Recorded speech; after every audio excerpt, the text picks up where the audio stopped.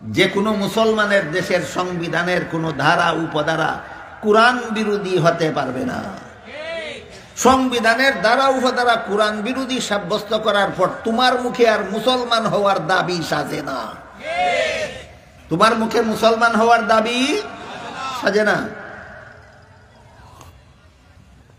মিসালটা কিভাবে দেই? ধরেন একটা মহিলার একটা স্বামীর কাছে বিয়ে হইল, একটা মহিলার একটা স্বামীর কাছে বিয়ে হইল। স্বামীর গড় সংসার করে 11 মাস, কমাস আরেক মাস আরেক লোকের গড় সংসার করে। এমন একটা মহিলার স্বামী যদি আপনারা কেউ হন, আমি দোয়া করি এমন কুলোটা মহিলা যেন আপনাদের স্ত্রী কারো না হয়, বুঝাবার জন্য বলছি। এমন একটা মহিলার স্ত্রী যদি আপনারা কেউ হন যে আপনার কাছে বিয়া বইছে, আপনার গড় সংসার 11 মাস করে আর 1 মাস আরেক বেটার গড় সংসার করে, তারে আর কতদিন রাখবেন? আর কতদিন? আর কত লক্ষ কোটি টাকার দেওয়ার বানাইয়া দিবেন? আর কত রকমের আর্থিক অনুদান অবদান দিবেন এই অসতী স্ত্রীর পিছনে?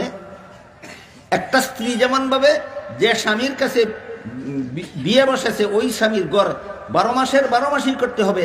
একদিনে যদি অন্য লোকের গড় করে, তাইলে এই কুলোটা নারী স্বামীর গড় করার অধিকার থাকে না। ঠিক তেমনি ভাবে কোনো মুসলমান নামদারি জীবনের ব্যক্তি জীবন, পারিবারিক জীবন, সামাজিক জীবন, রাষ্ট্রীয় জীবন পর্যন্ত সর্বত্রই যদি মুহাম্মদুর রাসূলুল্লাহকে আদর্শ না মানে, জীবনের কোনো একটা অংশের গিয়া যদি মুহাম্মদুর রাসূলুল্লাহকে আদর্শ মানে না, সে মুহাম্মদুর রাসূলুল্লাহর উম্মত হওয়ার যোগ্যতা রাখে না। ইসলামের বিধিবিধান মানব জীবনের সব সমস্যার সমাধান।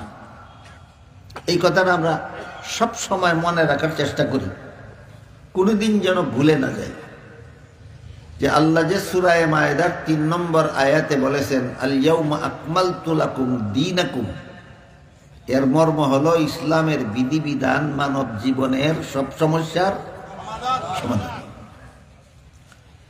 মানব জীবনের যদি সব সমস্যার সমাধান হয় ইসলামের বিধিবিধান, তাহলে কি শুধু মুসলমানদের সব সমস্যার সমাধান না অমুসলমানদেরও? অমুসলমানদের। এই মানব জীবনের শব্দের ভিতরেই আমাদের আলোচ্য বিষয় নিহিত আছে। ইঙ্গিত করে দিলাম, এবার আমরা ধারাবাহিকভাবে আয়াতের ব্যাখ্যাটা বোঝার চেষ্টা করি। এখানে 3টি কথা ব্যাখ্যা সাপেক্ষ। একটি হলো আজকে বলতে আল্লাহ কোন দিন বুঝালেন, দ্বিতীয়টি হলো আমাদের দিন বলতে কি বুঝালেন, তৃতীয়টি হলো পরিপূর্ণ বলতে কি বুঝালেন। প্রথম প্রশ্নের জবাব আয়াতের শানে নুজুলে উল্লেখ আছে। আপনারা যারা সব সময় কোরআনের তাফসীর শুনে থাকেন, আপনাদের জানা থাকার কথা যে কোনো ঘটনা উপলক্ষে যদি কোনো আয়াত নাযিল হয়, তাহলে সেই ঘটনাকে আয়াতের শানে নুজুল বলা হয়। সূরা মায়েদার 3 নম্বর আয়াত আল্লাহ পাক রব্বুল আলামিন রাসূল করিম সাল্লাল্লাহু আলাইহি ওয়াসাল্লামের ঐতিহাসিক বিদায় হজের ভাষণকে কেন্দ্র করে নাযিল করেছিলেন। আর সেই ভাষণটি আল্লাহর রাসূল প্রদান করেছিলেন 10ম হিজরি সনের জিলহজ মাসের 9 তারিখ শুক্রবারে। 10ম হিজরি সনের জিলহজ মাসের 9 তারিখ শুক্রবারে হজ পালনের সময় আরফার ময়দানে অবস্থানকালীন সমবেত 1.25 লক্ষ সাহাবায়ে কেরামদের উদ্দেশ্য করে আল্লাহর রাসূল একটা মহামূল্যবান ভাষণ দিয়েছিলেন। এই ভাষণটাকেই ইসলামের ইতিহাসে মহানবীর বিদায় হজের ভাষণ বলা হয়। এই ভাষণকে কেন্দ্র করে আল্লাহ বলেন, আজকে আমি তোমাদের দিনকে পরিপূর্ণ করে দিলাম। কাজেই এখানে আজকে বলতে কোন দিন? রাসূলের বিদায় হজের ভাষণের দিন। সন তারিখটা হলো 10ম হিজরি সন জিলহজ মাস 9 তারিখ শুক্রবার আসরের সময় জবলে রহমত নামক পাহাড়ের পাদদেশে রাসূল তার বাহনের পিঠে আরোহিত অবস্থায় প্রায় 1.25 লক্ষ সাহাবায়ে কেরামদের উদ্দেশ্য করে এক মহামূল্যবান ভাষণ দিয়েছিলেন। সেই ভাষণকে কেন্দ্র করে আল্লাহ আয়াত নাজিল করে বলেন, আজকে আমি তোমাদের দিনকে পরিপূর্ণ করে দিলাম। কাজে এখানে আজকে বলতে কোন দিন? বিদায় হজের ভাষণে।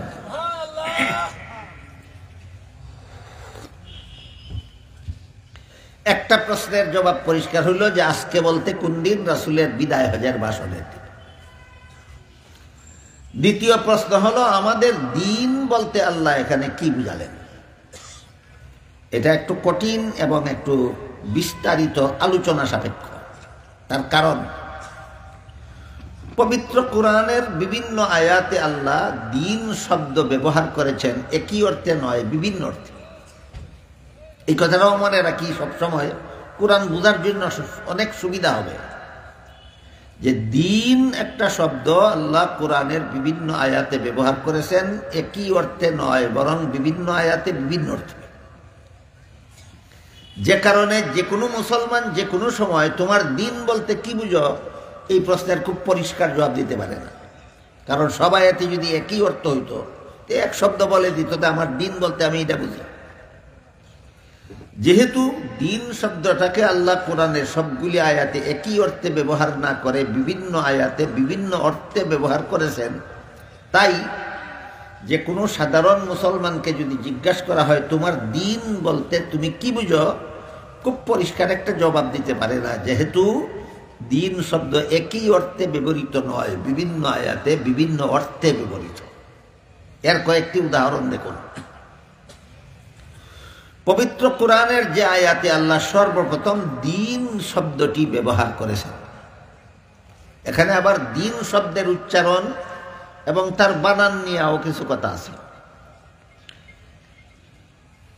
আরবি ভাষায় যেমন একটা শব্দ আছে দিন, বাংলা ভাষায়ও একটা শব্দ আছে দিন। কিন্তু বাংলা ভাষায় দিন বলতে যা বুঝায়, আরবি ভাষায় দিন বলতে তা বুঝায় না। বাংলা ভাষায় দিন শব্দের বানান আবার দুই ভাবে আছে।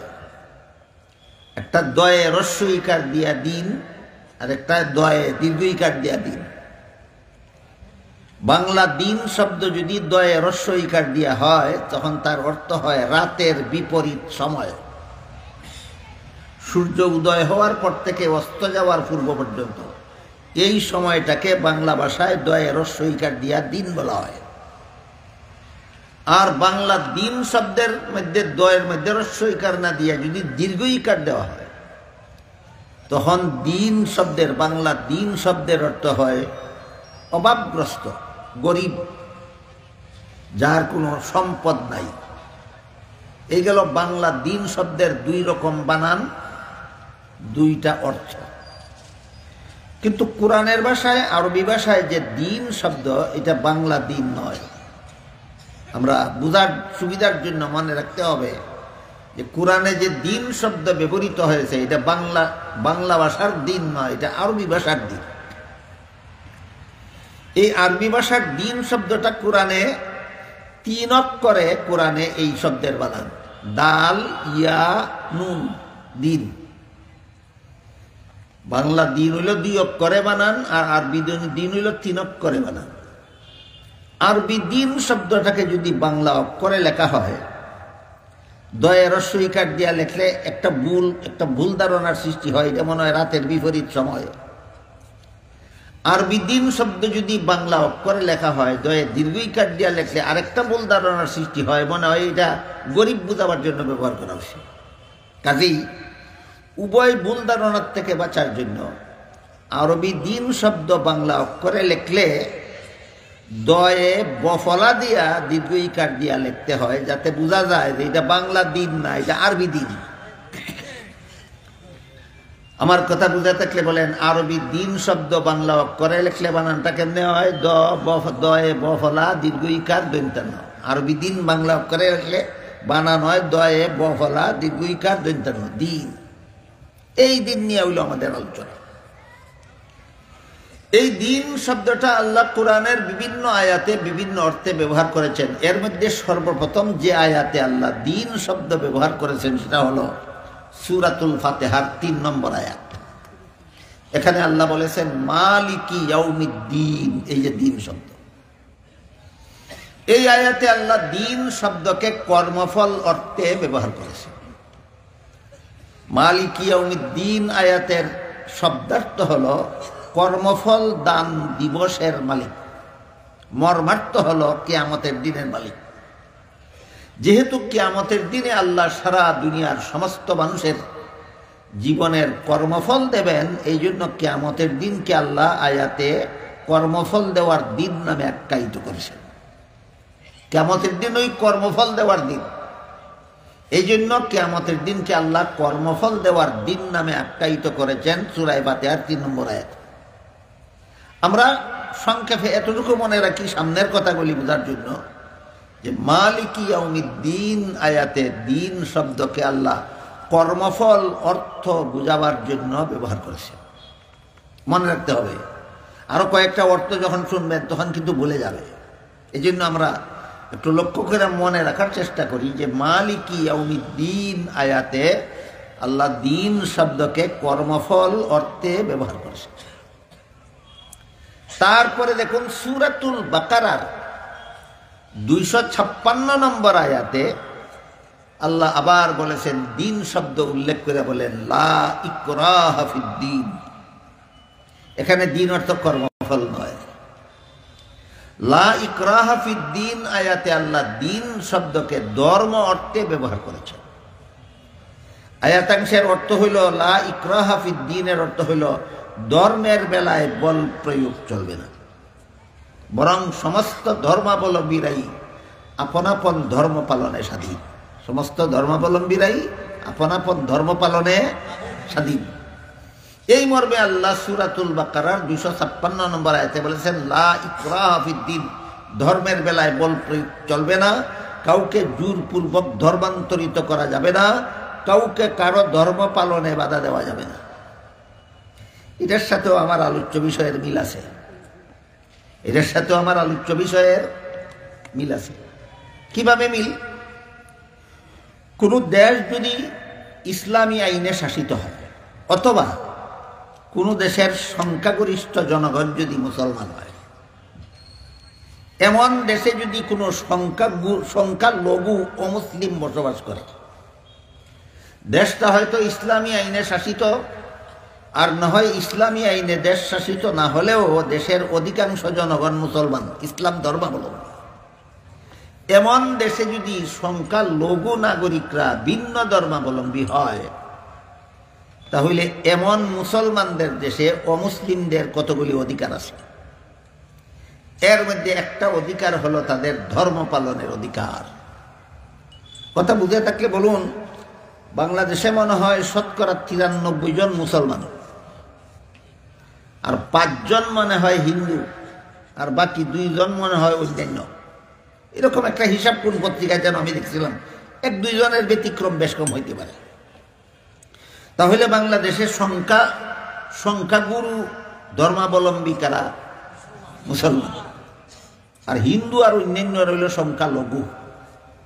এখন সংখ্যাগুরু মুসলমানদের দেশে যদি সংখ্যালঘু অমুসলিমরা বসবাস করে, তাহলে আল্লাহ পাক রব্বুল আলামিন সূরাতুল বাকারার 256 নম্বর আয়াতে সুস্পষ্ট ভাষায় ঘোষণা দিয়া বলেন, ওদের ধর্ম পালনে বাধা দেওয়া যাবে না, ওদেরকে বল প্রয়োগে ধর্মান্তরিত করা যাবে না, বরং সংখ্যালঘু অমুসলিমরাও আপন আপন ধর্ম পালনে স্বাধীন। তাহলে এই আয়াতের ব্যাখ্যায় সংখ্যালঘু অমুসলিমদের একটা অধিকার বোঝা গেল। একটা অধিকার কি? ধর্ম পালনের অধিকার। একটা অধিকার কি? ধর্ম পালনের অধিকার। অন্যান্য অধিকারের কথা আমি একটু পরে বলতে চাই। এখানে ধর্ম পালনের অধিকারের ব্যাপারে কিছু আলোচনা আছে। সেটা হলো, আল্লাহ যেভাবে একদিকে সূরাতুল বাকারার 256 নম্বর আয়াতে অন্যান্য ধর্মাবলম্বীদের ধর্ম পালনের পূর্ণ স্বাধীনতা এবং অধিকার ঘোষণা করেছেন, এর দ্বারা অনেকে ধারণা করতে পারে যে তাহলে কি অন্যান্য ধর্মগুলিও আল্লাহর কাছে গ্রহণযোগ্য? যদি বলা হয় গ্রহণযোগ্য নয়, সাথে সাথে প্রশ্ন আসে, অগ্রহণযোগ্য ধর্ম পালনের অধিকার দিলেন কেন? আর অধিকারই যদি দিলেন তাহলে গ্রহণযোগ্য হবে না কেন? এই প্রশ্নের পরিষ্কার জবাব না জানার কারণে সাধারণ মুসলমান তো সাধারণ মুসলমান, অল্প শিক্ষিত মুসলমান তো অল্প শিক্ষিত মুসলমান, অনেক বড় বড় শিক্ষিত পণ্ডিত মুসলমানও বিভ্রান্তির শিকারে পরিণত হয় এই প্রশ্নের জবাবটা না জানার কারণে। কাজে বিষয়টা একটু পরিষ্কারভাবে আমাদের সামনে আলোচনায় আসা দরকার। সূরা আলে ইমরানের 85 নম্বর আয়াতে আল্লাহ বলেন, মাই ইয়াবতাগি গায়রাল ইসলামি দীনান ফালাই ইউকবালা মিনহু। এর অর্থ হলো ইসলাম ছাড়া আর কোনো ধর্মই আল্লাহর কাছে গ্রহণযোগ্য নয়।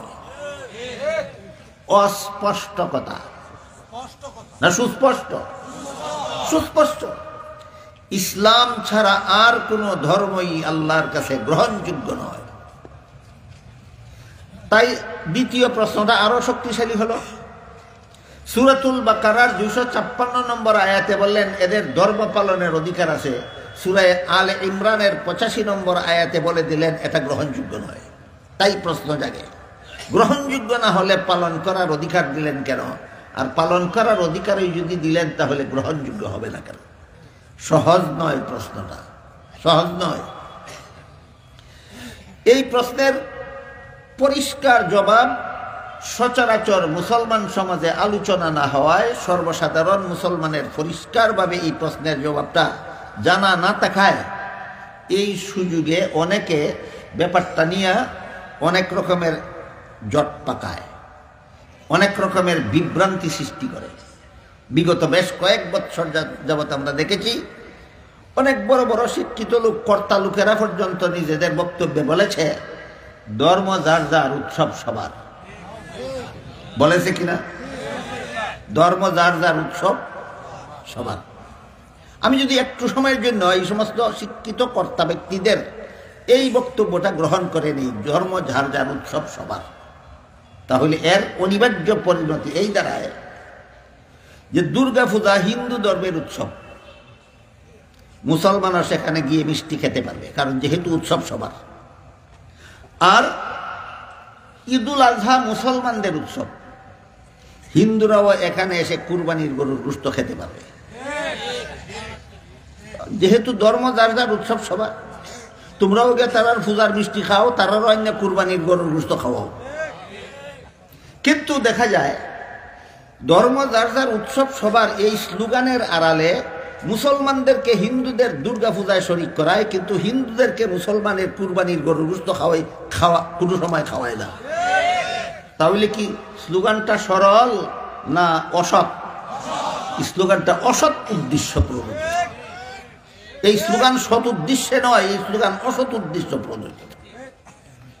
কাজেই এই ধরনের স্লোগান যদি আরো কেউ দেয় অন্যভাবে, কেউ যদি বলে কৃষিকাজ যার যার, ফসল সবার, কেউ যদি বলে ব্যবসা যার যার, মুনাফা সবার, কেউ যদি বলে চাকুরি যার যার, বেতন সবার, আর কেউ যদি বলে বিয়া যার যার, বউ সবার, হে যেমন মাতাল।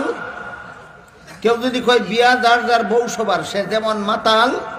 যে বলে ধর্ম যার যার, উৎসব সবার, সে এর থেকে আরো দ্বিগুণ বেশি মাতাল। সুতরাং ধর্ম যার যার, উৎসব সবার, এটা একটা মাতলামি স্লোগান, বিবেক সম্পন্ন স্লোগান নয়, কাণ্ডজ্ঞান সম্পন্ন স্লোগান নয়। বরং কৃষিকাজ যার, ফসল তার, গৃহস্থী যার, ফসল তার, ব্যবসা যার, মুনাফা তার, চাকুরি যার, বেতন তার, বিয়া যার, বউ তার, ধর্ম যার, উৎসব তার। ধর্ম যার, এটা হলো বাস্তব। আর এই কয়েক বছর যাবৎ ই অবাস্তব স্লোগান দেওয়া হচ্ছে কেন? লা ইকরাহা ফিদ্দীন আয়াতের অপব্যাখ্যায়। ধর্মের ব্যাপারে বল প্রয়োগ চলবে না, সমস্ত ধর্মাবলম্বীরা আপন আপন ধর্ম পালনের স্বাধীন বলা হয়েছে। তুমি অন্য ধর্মের অনুষ্ঠানে যোগদান করার স্বাধীন বলা হয়নি। আমি কি বিষয়টা আপনাদের বুঝাতে পারলাম? লা ইকরাহা ফিদ্দীন আয়াতে তার ধর্ম পালনে সে স্বাধীন, তার ধর্ম পালনের জন্য মুসলমান স্বাধীন বলা হয়নি। কোনো মুসলমানের জন্য হালাল নয় কোনো ভ্রান্ত ধর্মাবলম্বীদের উৎসবে অংশগ্রহণ করা।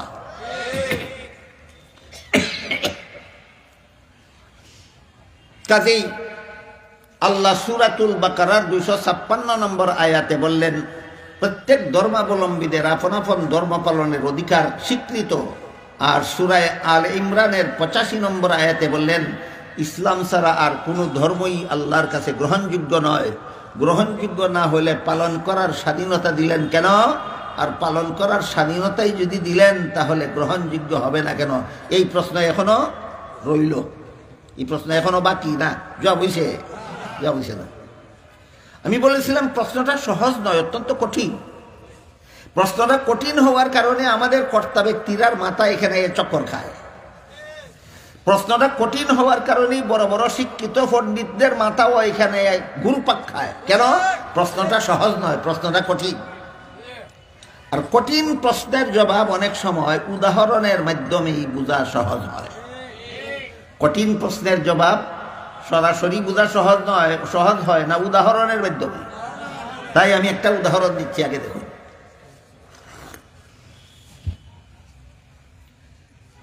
আজকাল যে কোনো শিক্ষা প্রতিষ্ঠানে ছাত্রদেরকে শিক্ষাদান সমাপ্ত করার পর পরীক্ষা হয় কিনা? হয়। পরীক্ষার্থীদেরকে যখন পরীক্ষার হলে বসানো হয়, প্রশ্নপত্র হাতে দেওয়া হয়, সবগুলি পরীক্ষার্থী সকল প্রশ্নের সঠিক জবাব লেখে না অনেক পরীক্ষার্থী প্রশ্নের জবাব ভুলও লেখে? ভুল লেখলে পাস করবে না ফেল করবে? সন্দেহ আছে? ভুল লেখার দ্বারা যে ফেল করবে এতে কোনো সন্দেহ আছে? সন্দেহ নেই, নিশ্চিত ফেল করবে। তাহলে যেই ভুল লেখার দ্বারা ফেল করবে নিশ্চিত, শিক্ষক হোক আর পরীক্ষক হোক, তাকে এমন ভুল লেখার স্বাধীনতা এবং অধিকার দিয়ে রাখে কেন? তাকে ভুল লেখায় বাধা দেয় না কেন? এই প্রশ্নের যেই জবাব ভ্রান্ত অন্য ধর্ম পালন করলে আল্লাহর কাছে গ্রহণযোগ্য হবে না, এটা যদি সঠিক হয়ে থাকে তাহলে মুসলমান তার ধর্ম পালনে বাধা দিতে যাবে না কেন? ওই প্রশ্নেরও সেই জবাব। এবার আপনারা বলুন, কোন পরীক্ষার্থী পরীক্ষার হলে বসে প্রশ্নের জবাব ভুল লেখলে বাধা দেওয়া হয় না গ্রহণযোগ্যতার কারণে। ভুল লেখাটাই এক্সামিনারের কাছে গ্রহণযোগ্য, এই কারণে বাধা দেওয়া যাবে না, না নিয়ম রক্ষার কারণে? গ্রহণযোগ্যতার কারণে নয়, নিয়ম রক্ষার জন্য। কারণ পরীক্ষার্থীকে যদি ভুল লেখলে বাধা দেওয়া হয়, এটা পরীক্ষাই থাকে না। আপনারাই বলুন, পরীক্ষার্থীকে পরীক্ষার প্রশ্নের জবাব হলে বসে ভুল লেখলে যদি বাধা দেওয়া হয়, পরীক্ষা থাকে? পরীক্ষাই থাকে না। ঠিক তেমনি ভাবে দুনিয়াতে যদি ভ্রান্ত মতবাদীদের ভ্রান্ত ধর্ম পালনে বাধা দেওয়া হয়, এটা দুনিয়াই থাকে না। সুতরাং একই নিয়ম দুনিয়ার বেলায়ও, একই নিয়ম পরীক্ষার বেলায়ও। পরীক্ষার হলে যেমন ভাবে পরীক্ষার্থী ছাত্ররা প্রশ্নের জবাব ভুল লেখলে ফেল করবে নিশ্চিত, কিন্তু বাধা দেওয়ার নিয়ম নাই, ঠিক তেমনি ভাবে দুনিয়াতে কেউ যদি ইসলাম ছাড়া কোনো ভ্রান্ত ধর্ম পালন করে, এটাও গ্রহণযোগ্য হবে না আল্লাহর কাছে নিশ্চিত, কিন্তু নিয়ম রক্ষার জন্য তাকে বাধা দেওয়া যাবে না। এই সুযোগে যদি কোনো পরীক্ষার্থী ইচ্ছা মতো প্রশ্নের জবাব ভুল লেখে, তাহলে যেভাবে তার কপালে গুড়ার ডিম ছাড়া আর কিছু নেই, ঠিক তেমনি ভাবে এই সুযোগে যদি দুনিয়াতে কেউ ইসলাম ছাড়া আর কোনো ভ্রান্ত ধর্ম পালন করে, তার কপালেও পরকালে জাহান্নাম ছাড়া আর কিছু নাই। কথাটা সুস্পষ্টভাবে আল্লাহ সূরা আলে ইমরানের 85 নম্বর আয়াতে বলেছেন। আল্লাহ বলেন, মান ইয়াবতাগি গায়রাল ইসলামি দীনান ফালাই ইউকবালা মিনহু ওয়া হুয়া ফিল আখিরাতি মিনাল খাসিরিন। ইসলাম ছাড়া ভিন্ন কোনো ধর্ম যদি কেউ পালন করে, কখনো আল্লাহর কাছে তার পালিত ধর্ম গ্রহণযোগ্য হবে না, বরং পরকালে সে চিরস্থায়ী জাহান্নামীদের অন্তর্ভুক্ত হবে। পরকালে কি হবে? চিরস্থায়ী জাহান্নামীদের অন্তর্ভুক্ত হবে। কাজেই বাধা না দেওয়া আর গ্রহণযোগ্য হওয়া এক কথা নয়। এই কথাটা আমরা স্মরণ রাখি। বাধা না দেওয়া আর গ্রহণযোগ্য হওয়া এক কথা নয়। পরীক্ষার্থী ছাত্র প্রশ্নের জবাব ভুল লেখলেও বাধা দেওয়া যায় না, কিন্তু গ্রহণযোগ্য নয়।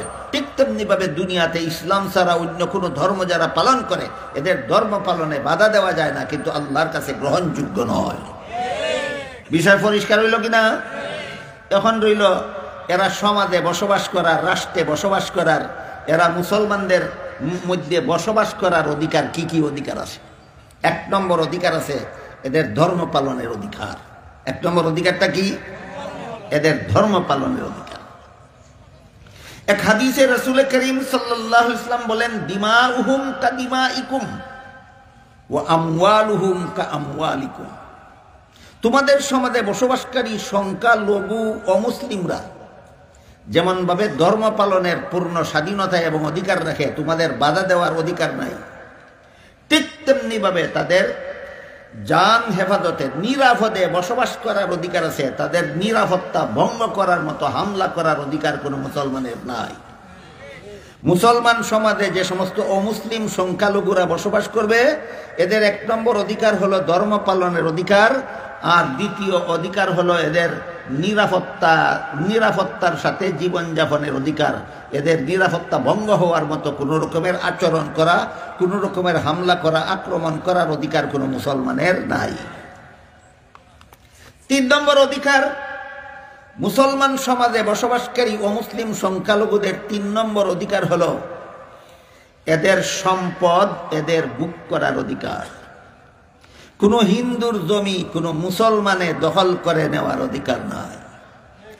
যে হিন্দু মুসলমানের দেশে বাস করে, সংখ্যাগুরু মুসলমানের দেশে যে হিন্দু বাস করে, ইহুদি বাস করে, খ্রিস্টান বাস করে, বৌদ্ধ বাস করে, এদের সম্পদ একটা পয়সাও অন্যায়ভাবে দখল করার অধিকার কোনো মুসলমানের নাই। এদের জানের হেফাজত করার অধিকার এদের আছে, এদের মালের হেফাজত করার অধিকার এদের আছে, এদের ধর্ম পালনের অধিকার এদের আছে।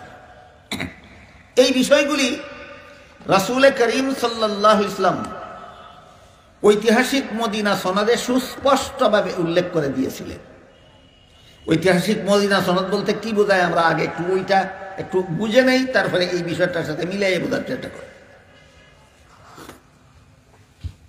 আল্লাহর রাসূল সাল্লাল্লাহু আলাইহি ওয়াসাল্লাম মক্কা শরীফে জন্মগ্রহণ করার পর দীর্ঘ 40 বছর মক্কা শরীফেই বসবাস করেছেন, জীবনযাপন করেছেন।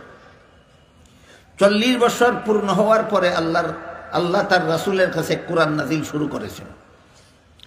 কোরআন নাজিল শুরু করার পর থেকে আল্লাহর রাসূল ইসলামের দাওয়াত দেওয়া শুরু করলেন। এই মক্কি জীবনে দীর্ঘ 13 বছর পর্যন্ত ইসলামের দাওয়াত দিলেন সমাজের মানুষের কাছে। তখনও রাসূলের কোনো প্রতিষ্ঠিত রাষ্ট্র ছিল না, বরং অমুসলিম মূর্তি পূজারীরা ছিল সংখ্যাগরিষ্ঠ। মক্কার সংখ্যাগুরু ছিল অমুসলিম মূর্তি পূজারীরা। মক্কায় যত হিজরতের আগে রাসূল মক্কায় থাকাকালে মুসলমান ছিল সংখ্যালঘু, মূর্তি পূজারীরা ছিল সংখ্যাগুরু। এমতাবস্থায় শুধু দাওয়াতের কাজ চলেছে, ইসলামী রাষ্ট্র প্রতিষ্ঠিত হয়নি। অনেক অবর্ণনীয় জুলুম অত্যাচার সহ্য করে আল্লাহর রাসূল এই আরো 13 বছর মক্কায় দাওয়াত ও তাবলীগের কাজ চালিয়েছেন। আগের 40 আর পরের 53 বছর বয়সে আল্লাহর হুকুমে রাসূল করিম সাল্লাল্লাহু আলাইহি ওয়াসাল্লাম মক্কায় যারা যারা ইসলাম গ্রহণ করেছিলেন তাদের প্রায় সবাইকে নিয়ে হিজরত করে মদিনা শরীফ চলে গেলেন। মদিনা শরীফ যাওয়ার আগেই মদিনাবাসী মক্কায় এসে রাসূলের সাথে সাক্ষাৎ করেছে, রাসূলের কাছে কলেমা পড়ে ইসলাম গ্রহণ করেছে, রাসূলকে আমন্ত্রণ করেছে, তাদের জান মাল ইজ্জত সব কিছুর বিনিময়ে রাসূলকে হেফাজতের প্রতিশ্রুতি দিয়েছে, হিজরত করে মদিনায় যাওয়ার জন্য দাওয়াত দিয়েছে। রাসূল দাওয়াত গ্রহণ করেছেন। আল্লাহর হুকুমে রাসূল মক্কা শরীফ থেকে হিজরত করে মদিনা শরীফ চলে গেছেন। মদিনা শরীফ হল মক্কা শরীফ থেকে 500 কিলোমিটার উত্তরে। মদিনা শরীফ মক্কা শরীফ থেকে 500 কিলোমিটার উত্তরে। যখন রাসূল হিজরত করে সেখানে যান, তখন এই জায়গার নাম মদিনা শরীফ ছিল না, জায়গাটার নাম ছিল ইয়াসরিব, এবং একটা পল্লী ছিল। এটা একটা পল্লী, ইয়াসরিব নামের একটা পল্লী ছিল। ইয়াসরিব নামক পল্লীর লোকেরা ইসলাম ছিল। হিজরত করে রাসূল তাদের কানে চলে যাওয়ার পর ইয়াসরিবের বাসিন্দারা পরিকল্পিতভাবে এই পল্লীটাকে শহর রূপে গড়ে তুলেছিল। আর আরবি ভাষায় শহরকে বলে মদিনা, আরবি ভাষায় শহরকে বলে মদিনা। যে কোনো শহরকে আরবি ভাষায় মদিনা বলে। আমি আশা করি আপনারা কেউ না কেউ ব্যাপারটা জানেন যে কুয়েত একটা দেশ আছে মিডল ইস্টে। কুয়েতের রাজধানীর আলাদা কোনো নাম নাই। কুয়েতের রাজধানীর আরবি নাম হইল মদিনাতুল কুয়েত, আর কুয়েতের রাজধানীর ইংরেজি নাম হইল কুয়েত সিটি। Kuwait city. তো আরবি ভাষায় কুয়েতের রাজধানীকে মদিনাতুল কুয়েত বলে, এটার ইংলিশ ট্রান্সলেশন হইল কুয়েত সিটি। এই যে মদিনা শব্দ যে কোনো শহরকে বলে, এটা একটা প্রমাণ দিলাম যে কুয়েতের রাজধানী শহরটাকেও মদিনা বলে, মদিনাতুল কুয়েত। তাহলে আরবি ভাষায় সুনির্দিষ্ট শহরের নাম মদিনা না যে কোনো শহরকে মদিনা বলে? হ্যাঁ, আরবি ভাষায় যে কোনো শহরকে মদিনা বলে। কিন্তু মুহাম্মদুর রাসূলুল্লাহর শুভাগমন উপলক্ষে ইয়াসরিববাসী যে পল্লীটাকে শহর রূপে গড়ে তুলল, তারা সেই শহরটার নাম দিল মদিনাতুর রাসূল। এখন আর যে কোনো শহর নয়, এখন রাসূলের শহর। মদিনাতুর রাসূল অর্থ রাসূলের শহর। ইয়াসরিববাসী ইয়াসরিব নামের পল্লীটাকে শহর পরিকল্পিতভাবে শহর রূপে গড়ে তোলার পর, যেহেতু রাসূলের শুভাগমন উপলক্ষে পল্লীটাকে শহর বানানো হয়েছে, এজন্য তারা এই শহরের নাম দিয়েছিল মদিনাতুর রাসূল। এর অর্থ হইল রাসূলের শহর। এটাকে আমরা সংক্ষেপে বলে থাকি মদিনা শরীফ অথবা আল মদিনা। এখন মদিনা বলতে যে কোনো শহর বুঝবো, আর মদিনা শরীফ বা আল মদিনা বলতে শুধু রাসূলের শহর বুঝবো। এই হলো পার্থক্য। আরবি ভাষায় যে কোনো শহরকে মদিনা বলে, কিন্তু আল মদিনা শুধু রাসূলের মদিনাকে বলে। পার্থক্য হইল কিনা? শুধু মদিনা বলতে আরব দেশের যে কোনো শহরকে মদিনা বলে, আর রসুলের মদিনাকে মদিনাতুর রসুল বলে অথবা আল মদিনা বলে। আমরা যদি আল মদিনা বলি অথবা মদিনাতুর রসুল বলি, তাহলে যে কোনো শহর বুঝবো না, বরং ইয়াসরিবকে যে শহর বানানো হয়েছিল ওই শহরটা। কি লাগলো কথাটা? রাসূল করিম সাল্লাল্লাহু আলাইহি ওয়াসাল্লাম হিজরত করে সেখানে গেলেন। বাসিন্দারা এই পল্লীটাকে পরিকল্পিতভাবে শহর রূপে গড়ে তুলল এবং এখানের বাসিন্দাদেরকে নিয়ে আল্লাহ রাসূল একটা রাষ্ট্র প্রতিষ্ঠা করলেন। বলেন, হিজরত করে মদিনা শরীফ গিয়ে রাসূল শুধুমাত্র মক্কি জিন্দেগির মতো দাওয়াত ও তাবলীগ নিয়েই ব্যস্ত রইলেন, না সেখানে একটা রাষ্ট্র প্রতিষ্ঠা করলেন? একটা রাষ্ট্র প্রতিষ্ঠা করলেন। এই রাষ্ট্রটাকে পরিচালনা করার জন্য আল্লাহর রাসূল একটা লিখিত সংবিধান তৈরি করলেন। ইতিহাসের ভাষায় মদিনা রাষ্ট্র পরিচালনার জন্য আল্লাহর রাসূল যে লিখিত সংবিধান তৈরি করেছিলেন, ইতিহাসের ভাষায় ওই সংবিধানটার নাম হইল মদিনা সনদ। রাসূলের তৈরি করা সংবিধানটার নাম হইল মদিনা সনদ। কোন ইতিহাসে পাওয়া যায় যে এই একমাত্র ব্যক্তি মুহাম্মদুর রাসূলুল্লাহ ছিলেন যিনি কোনো রাষ্ট্র পরিচালনার জন্য সর্বপ্রথম একটা লিখিত সংবিধান তৈরি করেছিলেন। আল্লাহর রাসূল মদিনা রাষ্ট্র প্রতিষ্ঠা করার আগে, মদিনা সনদ নামের সংবিধান তৈরি করার আগে দুনিয়ার বিভিন্ন দেশের রাজা বাদশারা কতগুলি মুখস্থ নীতিমালার ভিত্তিতে দেশ শাসন করত। তাদের কারো কোনো লিখিত সংবিধান ছিল না। তাহলে লিখিত সংবিধান সর্বপ্রথম মুহাম্মদ রাসূলুল্লাহ তৈরি করলেন এই নবপ্রতিষ্ঠিত রাষ্ট্রের পরিচালনার নীতিমালা হিসাবে। এটার নাম হইল মদিনা সনদ। সেই মদিনা সনদের একটা ধারা ছিল, এই রাষ্ট্রে মুসলমানেরা যেমনভাবে স্বাধীনভাবে বসবাস করার অধিকার রাখে এবং নিজেদের ধর্ম পালনের অধিকার রাখে, ঠিক তেমনিভাবে এই মদিনা রাষ্ট্রে যে সমস্ত ইহুদিরা সংখ্যালঘু ইহুদিরা মদিনা রাষ্ট্রে বসবাস করে, এরাও স্বাধীনভাবে এদের ধর্ম পালনের অধিকার রাখে। এরাও এই মদিনা রাষ্ট্রের নাগরিক হিসাবে গণ্য। মুসলমানেরাও নিজেদের ধর্ম পালনে স্বাধীন, মদিনা রাষ্ট্রের ইহুদিরাও তাদের ধর্ম পালনে স্বাধীন। কোনো মুসলমানের অধিকার নাই ইহুদিদের ধর্ম পালনে বাধা দেওয়ার, কোনো ইহুদির অধিকার নাই মুসলমানের ইসলাম ধর্ম পালনে বাধা দেওয়ার। তাহলে ঐতিহাসিক মদিনা সনদেও সূরাতুল বাকারার 256 নম্বর আয়াতে যেভাবে অন্যান্য ধর্মাবলম্বীদের অন্যান্য সংখ্যালঘু ধর্মাবলম্বীদের ধর্ম পালনের স্বাধীনতা যেভাবে কোরআনে স্বীকৃত, ঠিক তেমনিভাবে ঐতিহাসিক মদিনা সনদেও সংখ্যালঘু অমুসলিমদের ধর্ম পালনের অধিকার স্বীকৃত হইল কিনা? স্বীকৃত হইল। এখান থেকে একটা মহামূল্যবান শিক্ষা আমরা পেলাম, সেটা হলো মুসলমানের দেশের সংবিধানের কোনো ধারা উপধারা কোরআন বিরোধী হতে পারে না। কোরআনেও আল্লাহ বলেছেন সংখ্যালঘু অমুসলিমরা আপন আপন ধর্ম পালনের স্বাধীন। মদিনা সনদে রাসূল লিখে নিয়েছেন, মদিনার ইহুদিরা আপন আপন ধর্ম পালনের স্বাধীন। এর দ্বারা আমরা কি শিক্ষা পেলাম? মুসলমানের দেশের সংবিধান কোনোদিন কোরআন বিরোধী হতে পারে না।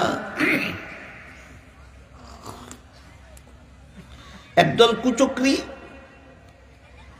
সংবিধান কোরআন বিরোধী ধারা সংবিধানে সংযুক্ত করার জন্য রাজনৈতিক জীবন থেকে ইসলামকে নির্বাসন দিয়েছে। এরা বলে ইসলাম পালিত হবে ব্যক্তি জীবনে, ইসলাম পালিত হবে পারিবারিক জীবনে, রাষ্ট্রীয় জীবনে ইসলাম পালিত হবে না, রাষ্ট্রীয় জীবন পরিচালিত হবে মানুষের মন গড়া বিধানে।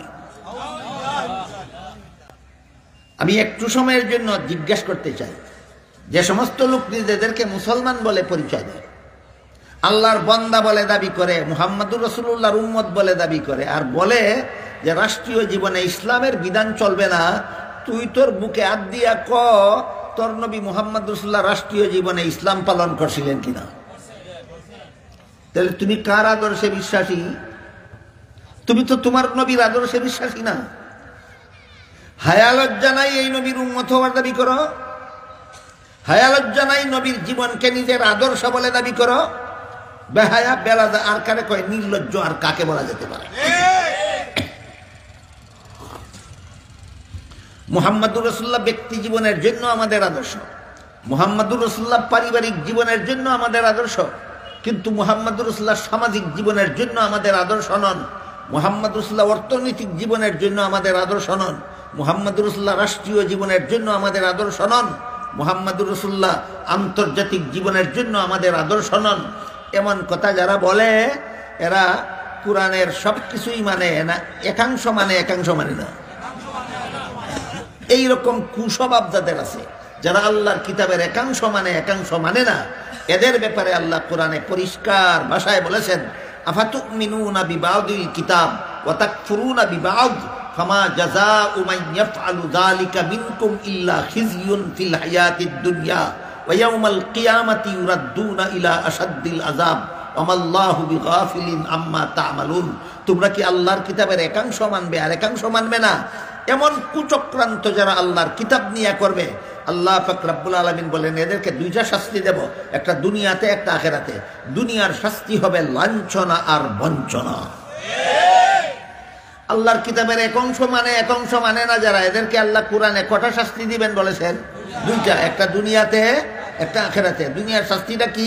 দুনিয়ার জীবনের লাঞ্ছনা আর বঞ্চনা, অপমান আর বেইজ্জত। আর আখিরাতের শাস্তির বিবরণ দিয়ে আল্লাহ বলেন ওয়া ইয়াউমাল কিয়ামাতি ইউরাদ্দুনা ইলা আশাদ্দিল আযাব, পরকালে তাদেরকে জাহান্নামের ভয়ঙ্কর শাস্তিতে নিক্ষেপ করা হবে।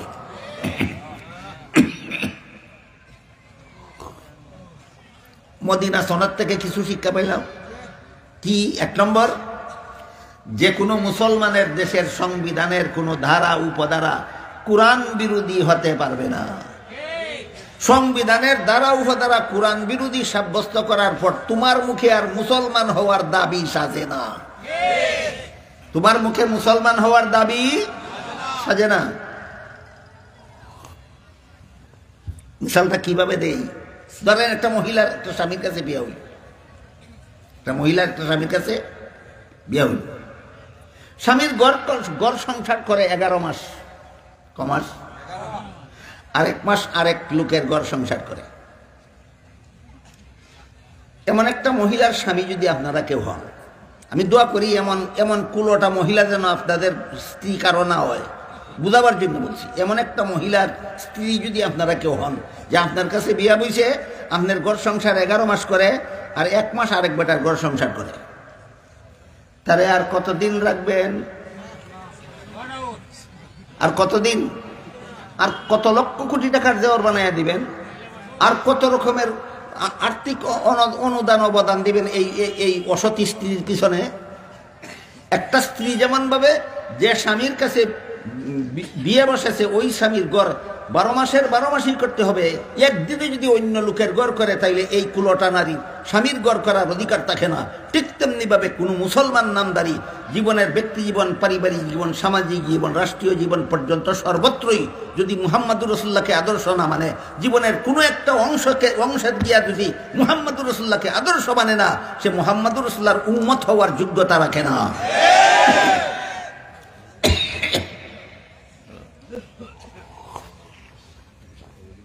মদিনা সনদের একটা শিক্ষা পাইলাম, কোরআন বিরোধী হওয়া যাবে না যদি দেশটা মুসলমান সংখ্যাগরিষ্ঠ লোকের হইয়া থাকে। 2 নম্বর, মদিনা সনদে আল্লাহ রসুল আরেকটা দ্বারা সংযুক্ত করলেন, যেহেতু মুসলমান ইহুদি অর্থাৎ মুসলমান অমুসলমান নির্বিশেষে সবাই আমরা একই দেশের নাগরিক। মদিনা সনদের আরেকটা দ্বারা, যেহেতু এই দেশের মুসলমান ও মুসলমান নির্বিশেষে আমরা সবাই একই দেশের নাগরিক, এই জন্য সবাইকে আপন আপন ধর্ম পালনের অধিকার আছে সবার। ঠিক তেমনিভাবে যদি বাইরের কোনো শত্রু মদিনার কোনো মুসলমানের উপর হামলা করতে আসে, ইহুদিরাও মুসলমানের পক্ষ হয়ে বাইরের শত্রুর বিরুদ্ধে লড়াই করতে হবে। আর যদি বাইরের কোনো শত্রু মদিনার ইহুদিদের উপর হামলা করতে আসে, তাহলে মদিনার মুসলমানদের ইহুদিদের পক্ষ হয়ে বাইরের শত্রুর বিরুদ্ধে যুদ্ধ করতে হবে। এটা কেমন ঐক্য? নাগরিক হিসাবে এক রাষ্ট্রের ধর্ম বর্ণ নির্বিশেষে সকল নাগরিকের ঐক্য। এবার বলেন, ঐতিহাসিক মদিনা সনদে এক দেশে বসবাসকারী সমস্ত ধর্মাবলম্বীরও একটা ঐক্য আছে কিনা? এটা ঐতিহাসিক মদিনা সনদে স্বীকৃত। ঐতিহাসিক মদিনা সনদে স্বীকৃত।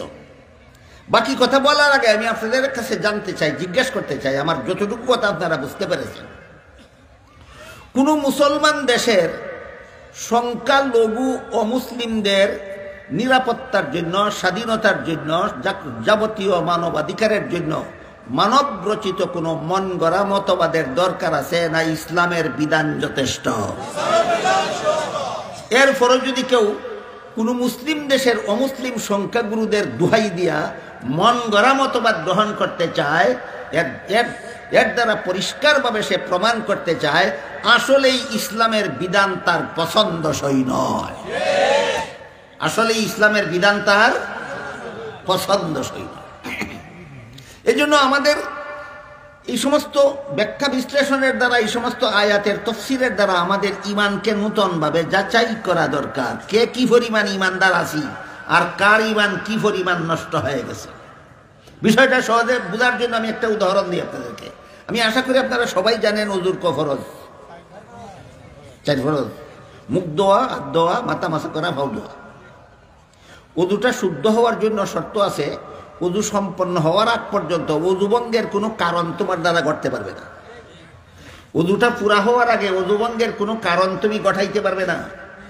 কাজেই এক ব্যক্তি মুখ ধুইল, হাত ধুইল, মাথা মাসা করলো, ফাউ ধোয়ার আগে বায়ু ছেড়ে দিল, এর ফলে খালি ফাউটা দিলেই চলে না? সবটা ক্যান্সেল। যেমন ভাবে উযুর 3 ফরজ আদায় করার পরে 4র্থ ফরজ আদায় করার আগে বায়ু ছেড়ে দিলে 3 ফরজ আদায় করছো ক্যান্সেল হয়ে যায়, ঠিক তেমনি ভাবে ব্যক্তি জীবনে ইসলাম মান্যা নিলে, পারিবারিক জীবনে ইসলাম মান্যা নিলে, সামাজিক জীবনে ইসলাম মান্যা নিলে, রাষ্ট্রীয় জীবনে ইসলাম না মানলে বেটা তুইও ফায়দা দিছস, তোর ইসলাম শেষ। ফাউ দুইবার আগে ফায়দা দিলে যেমন উযু শেষ, রাষ্ট্রীয় জীবনে ইসলামের বিধান মান্যা নিলে তোর ইমান শেষ।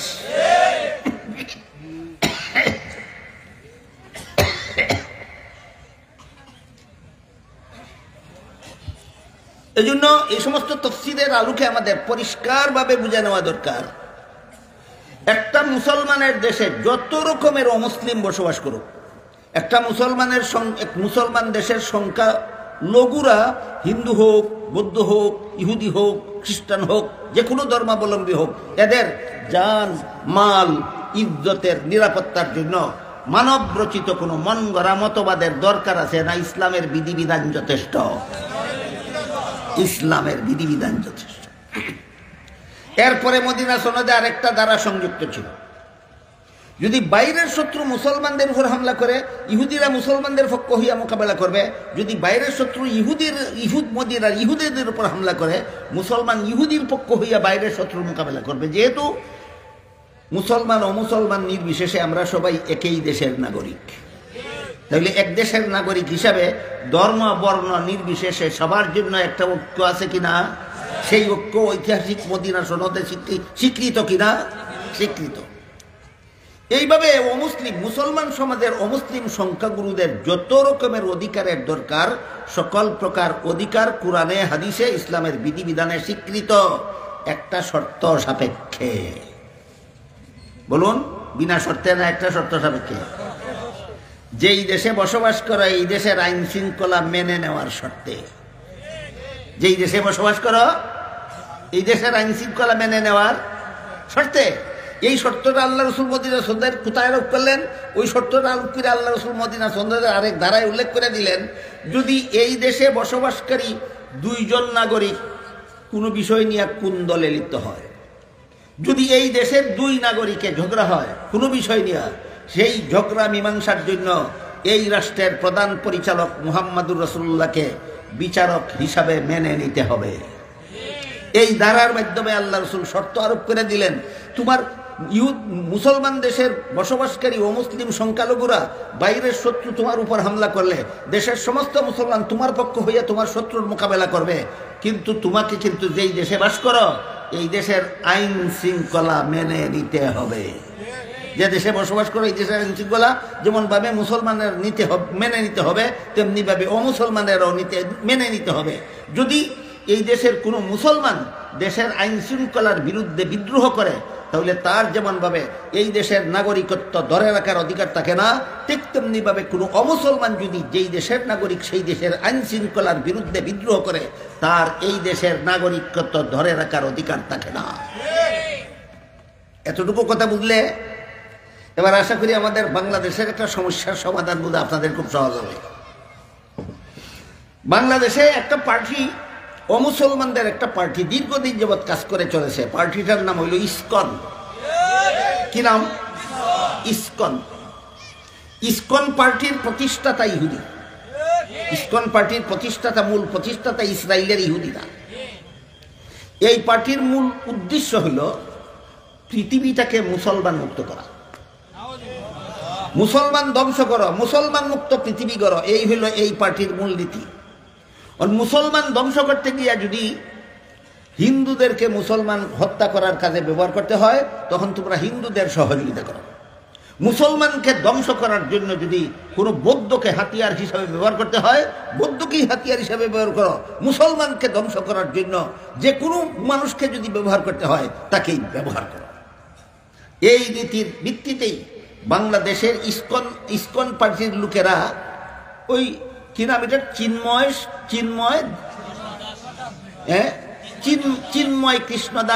চিন্ময় কৃষ্ণ দাসের মতো একটা কট্টর হিন্দু নেতাকে ইসকনের লোকেরা ব্যবহার করছে বাংলাদেশের মুসলমানদের মধ্যে হত্যাযজ্ঞ চালাবার জন্য। সে বাংলাদেশের আইন শৃঙ্খলার বিরুদ্ধে বিদ্রোহ করেছে, যে কারণে তার বিরুদ্ধে আইন শৃঙ্খলার বিরুদ্ধে বিদ্রোহ করার অপরাধে তার মামলা করা হয়েছে। এই মামলার আসামির থেকে তাকে জামিন দেওয়ার জন্য তার অন্ধভক্তরা, ইসকনের কর্মীরা আদালতে আবেদন করেছে। আদালত আবেদন না মঞ্জুর করেছে। চিন্ময়কে আদালত জামিন দেয়নি। এটা কি বাংলাদেশের আইন শৃঙ্খলা বিরোধী কাজ হয়েছে? না, আইন শৃঙ্খলা মতোই জামিন দিছে না। কোন আসামি আদালতে জামিন চাইতেই পারে, কিন্তু জামিন দেওয়া না দেওয়া আদালতের অধিকার। এটা আইন শৃঙ্খলা, এটা দেশের আইন শৃঙ্খলা। জামিন দেওয়া না দেওয়া আদালতের অধিকার। আদালত দিলেও এটা আদালতের অধিকার, না দিলেও আদালতের অধিকার। চিন্ময়কে আদালত জামিন না দেওয়ার কারণে একজন মুসলমান ব্যারিস্টারকে এই ইসকনের সদস্যরা দিনে দুপুরে প্রকাশ্যে নৃশংসভাবে হত্যা করেছে। সুতরাং ইসকনের সদস্যরা এবং ইসকনের সমর্থকরা বাংলাদেশের নাগরিকত্ব হারিয়েছে। এদের অধিকার নাই বাংলাদেশের নাগরিক হিসাবে বসবাস করা। এজন্য আমরা আজকের এই তাফসীরুল কোরআন সম্মেলনের পক্ষ থেকে বর্তমানে গদিতে যে সরকারই বসে থাকুক, যদি কোনো গণতান্ত্রিক সরকার আসতো তাকেও বলতাম। এখন অন্তর্বর্তীকালীন সরকারের কাছে আমরা সকলের পক্ষ থেকে আবেদন জানাচ্ছি, এরা দেশের শত্রু, দশের শত্রু, এরা ইসলামের শত্রু, মুসলমানের শত্রু, এদের নাগরিকত্ব বাতিল করা হোক এবং খুনিদেরকে ফাঁসি দেওয়া হোক এবং ইসকনকে বাংলাদেশে আইনত নিষিদ্ধ করা হোক। এবার বলুন, মদিনা সনদের বিধান মতো ভিন্ন ধর্মাবলম্বীরা নাগরিক অধিকার রাখে মুসলমানের সমাজে আইন শৃঙ্খলা ভঙ্গ করার শর্তে না আইন শৃঙ্খলা মেনে নেওয়ার শর্তে? ইসকন মেনে নিয়েছে না ভঙ্গ করেছে? সুতরাং ইসকনের সাথে সংশ্লিষ্ট এবং ইসকনের দালালদের অধিকার নাই বাংলাদেশের নাগরিকত্ব পাওয়ার। এবার আমরা মূল আলোচনার দিকে ফিরে যাই। আল্লাহ পাক রব্বুল আলামিন সূরাতুল বাকারার 256 নম্বর আয়াতে বলেছেন, লা ইকরাহা ফিদ্দিন। এখানে দিন শব্দের অর্থ ধর্ম। মালিক ইয়াউমিদ্দিন আয়াতে দিন অর্থ কর্মফল, লা ইকরাহা ফিদ্দিন আয়াতে দিন অর্থ ধর্ম। এরপরে দেখুন সূরা শূরার 13 নম্বর আয়াতে আল্লাহ বলেছেন আকিমুদ্দিন, আবার দিন শব্দ আসলো। এখানে দিন শব্দের অর্থ কর্মফল নয়, এখানে দিন শব্দের অর্থ ধর্মও নয়, এখানে দিন শব্দকে আল্লাহ পাক রব্বুল আলামিন ইসলামের সহি আকীদা অর্থে ব্যবহার করেছেন। আকিমুদ্দিন আয়াতে দিন শব্দের অর্থ ইসলামের সহি আকীদা। সহি আকীদা দুইটা শব্দই আরবি ভাষা, একেবারে পিওর বাংলায় যদি কেউ বুঝতে চান তাহলে সহি আকীদার বাংলা অর্থ হয় বিশুদ্ধ মতবাদ। আকিমুদ্দিনের অর্থ হলো ইসলামের বিশুদ্ধ মতবাদে অটল থাকো। আমার কথা বুঝে থাকলে বলুন, মালিক ইয়াউমিদ্দিন আয়াতে দিন শব্দের যে অর্থ, লা ইকরাহা ফিদ্দিন আয়াতে দিন শব্দের যে অর্থ, লা আকিমুদ্দিন আয়াতে কি দিন শব্দের এই কি অর্থ না ভিন্ন অর্থ? ভিন্ন অর্থ। আকিমুদ্দিন আয়াতে দিন শব্দের অর্থ হলো ইসলামের বিশুদ্ধ মতবাদ। আয়াতটা আল্লাহ কেন নাজিল করেছিলেন? মুহাম্মদুর রাসূলুল্লাহ সাল্লাল্লাহু আলাইহি ওয়াসাল্লামের যুগে সমাজে এমন কিছু লোক ছিল যারা নিজেদের ধর্ম ইসলাম বলে দাবি করত, কিন্তু তারা ভ্রান্ত মতবাদে বিশ্বাসী ছিল। এই রকমের চক্রান্ত যেন কেউ ইসলামের নামে করতে না পারে। তুমি দাবি করো তোমার ধর্ম ইসলাম আর মতবাদ পোষণ করবা, তুমি ভ্রান্ত। এই রকমের দান্দালি, এই রকমের বাটপারি ইসলামের নাম নিয়ে করা যাবে না। যারাই দাবি করবে তোমার ধর্ম ইসলাম, তারাই ইসলামের বিশুদ্ধ মতবাদে অটল থাকতে হবে। ইসলামের নামে ভ্রান্ত মতবাদ পোষণ করা যাবে না। এই মর্মে আল্লাহ সূরার 13 নম্বর আয়াত নাযিল করে বলেন আকিমুদ্দিন, তোমরা যারা দাবি করো তোমাদের ধর্ম ইসলাম, তোমরা ইসলামের বিশুদ্ধ মতবাদে অটল থাকো। আমাদের বর্তমান সমাজেও এমন বহু লোক আছে যারা নিজেদেরকে মুসলমান বলে দাবি করে, কিন্তু আকীদা বিশ্বাস পোষণ করে কুফরি। দাবি করে মুসলমান আর আকীদা পোষণ করে কুফরি। এইগুলির বিবরণ দিয়ে আমি সারা রাতে শেষ করতে পারবো না। শুধু একটা দলের উদাহরণ দিয়ে এই প্রসঙ্গটা শেষ করি। আমি আশা করি আপনারা সকলেই জানেন, পৃথিবীর বিভিন্ন দেশে কাদিয়ানীরা তাদের ধর্ম প্রচারের কাজ চালাচ্ছে, বাংলাদেশেও আছে। এই বাংলাদেশের কাদিয়ানীরা এদের দলের নাম দিয়েছে আহমদিয়া মুসলিম জমাত। আহমদিয়া মুসলিম জমাত শব্দের অর্থ মুসলমানের দল। মুসলিম জমাত শব্দের অর্থ মুসলমানের দল, কিন্তু এদের আকীদা মুসলমানই নয়, এদের আকীদায় কুফরি আছে। মতবাদ পোষণ করে কুফরি, দাবি করে মুসলমানের দল। এমন বাটপারি যেন কেউ ইসলাম ধর্ম নিয়ে করতে না পারে, এ মর্মে আল্লাহ সূরার 13 নম্বর আয়াতে নির্দেশ দিয়ে বলেন আকিমুদ্দিন, ইসলাম যদি তোমার ধর্ম হয়ে থাকে তাহলে ইসলামের বিশুদ্ধ মতবাদে অটল থাকো। এবার আমরা বোঝার চেষ্টা করব কাদিয়ানীদের কুফরি মতবাদটা কি। এটা বোঝার আগে একটা ভূমিকা স্বরূপ একটা কথা আমাদের মনে রাখতে হবে। আগে আমাদের অতি সংক্ষেপে বুঝে নিতে হবে ঈমান কাকে বলে। এটা আগে বুঝতে হবে ঈমান কাকে বলে। ঈমানের ডেফিনেশন কিছু আছে মাঝারি ধরনের, কিছু আছে লম্বা, আর কিছু আছে সংক্ষিপ্ত, আর কিছু আছে অতি সংক্ষিপ্ত। আমি মাঝারি ধরনের ডেফিনেশনের দিকে আপনাদেরকে টেনে নিয়ে যেতে চাই না, আমি লম্বা ডেফিনেশনের দিকে আপনাদেরকে টেনে নিয়ে যেতে চাই না, বরং সংক্ষিপ্তও নয় অতি সংক্ষিপ্ত সংজ্ঞাটা, ইমানের অতি সংক্ষিপ্ত সংজ্ঞাটা বলে দিচ্ছি। সেটা হলো পবিত্র কোরআনের শুরু থেকে শেষ পর্যন্ত আল্লাহ যত কথা বলেছেন সবগুলি সঠিক বলেছেন, এই বিশ্বাসের নাম ঈমান। কোরআনের সব কথা সঠিক, এই বিশ্বাসের নাম ঈমান। কোরআনের সব কথা সঠিক, এই বিশ্বাসের নাম ঈমান। কোরআনের সব কথা সঠিক, এই বিশ্বাসের নাম, কোনোদিন যেন বলে না যায়, কোরআনের সব কথা সঠিক, এই বিশ্বাসের নাম ঈমান। আপনারা যে সমাজে বাস করেন, আমিও আপনাদের সাথে আছি, এই সমাজে লক্ষ লক্ষ কোটি কোটি মানুষ আছে যারা কোরআনের সব কথা বিশ্বাস করে না, কোরআনের সব কথা বিশ্বাস করে না। উদাহরণ দিতে থাকলে শুধু রাত পোহায় যাবে না, মাস শেষ হয়ে যাবে, উদাহরণ শেষ হবে না। একটি মাত্র উদাহরণ দিচ্ছি, শুনুন। পবিত্র কোরআনের সূরা নিসা এর 11 নম্বর আয়াতে আল্লাহ বলে, এই সূরার নাম আর আয়াত নম্বরগুলি মনে রাখবেন। পবিত্র কোরআনের সূরা নিসার 11 নম্বর আয়াতে আল্লাহ বলেন, ওয়ালিদ যাকারি মিসলু হাজ্জিল উনসায়াইন, পিতামাতা মারা গেলে পিতামাতার তেজ্য সম্পত্তিতে ছেলে পাবে 2 অংশ, মেয়ে পাবে 1 অংশ। মা বাবার তেজ্য সম্পদে ছেলে পাবে 2 অংশ, মেয়ে পাবে 1 অংশ। এই কোরআনের এই কথা আজকে নতুন শুনেছেন না জীবনে আরো শুনেছেন? এটা কোরআনের কথা কিনা? এখন যদি কেউ বলে আমরা নারী পুরুষের সমান অধিকার চাই, সুতরাং ছেলেকে বেশি দিয়ে মেয়েকে কম দেওয়া যাবে না, বলে কি বাংলাদেশের কোনো মানুষ নিজেদেরকে কোন ধর্মাবলম্বী বলে পরিচয় দেয়? তুমি যদি মুসলমান হয়ে থাকো, কাদ্দানি কাফির হবে কেন? তুমি মানো না সূরা নিসার 11 নম্বর আয়াত, কাদ্দানিরা মানে না সূরা আহজাবের 40 নম্বর আয়াত। এরাও কোরআনের এক আয়াত মানে না, তুইও কোরআনের আয়াত মানস না। কোরআন আয়াত না মাইন না যদি তুই মুসলমান থাকস, কাদ্দানি কাফির হয় কেন? এই যুক্তিবাদীর নামে, সমান অধিকারের নামে বাংলাদেশে আমার মনে হয় লক্ষ লক্ষ নামদারি মুসলমান আছে যারা বলে আমরা সমান অধিকার চাই, আমরা ছেলেকে যে পরিমাণ অংশ দিব, মেয়েকে সেই পরিমাণ অংশ দিতে চাই, যেহেতু আমরা নারী পুরুষের সমান অধিকার চাই। গুড়ার ডিম বুঝনি সমান অধিকার। ইসলাম নারীদেরকে পুরুষের সমান নয়, হয়তো অগ্রাধিকার আর না হয় একচেটিয়া অধিকার দেওয়া হয়েছে। ইসলামে নারীকে পুরুষের সমান অধিকার দিছে না অগ্রাধিকার অথবা একচেটিয়া, অগ্রাধিকার অথবা একচেটিয়া। এবার আমরা একটু বোঝার চেষ্টা করি কিভাবে অগ্রাধিকার একচেটিয়ার আলোচনা আজকে করা যাবে না। সূরা নিসার 11 নম্বর আয়াতে যে আল্লাহ বলেছেন ছেলে পাবে 2 অংশ, মেয়ে পাবে 1 অংশ, এখানে অগ্রাধিকারই রইল কোথায়? আর একচেটিয়া তো হইলই না। কিভাবে হইল এটা বুঝে আসে না, পণ্ডিতের মাথায় ধরে না। এই জন্য আমরা একটু বোঝার চেষ্টা করি।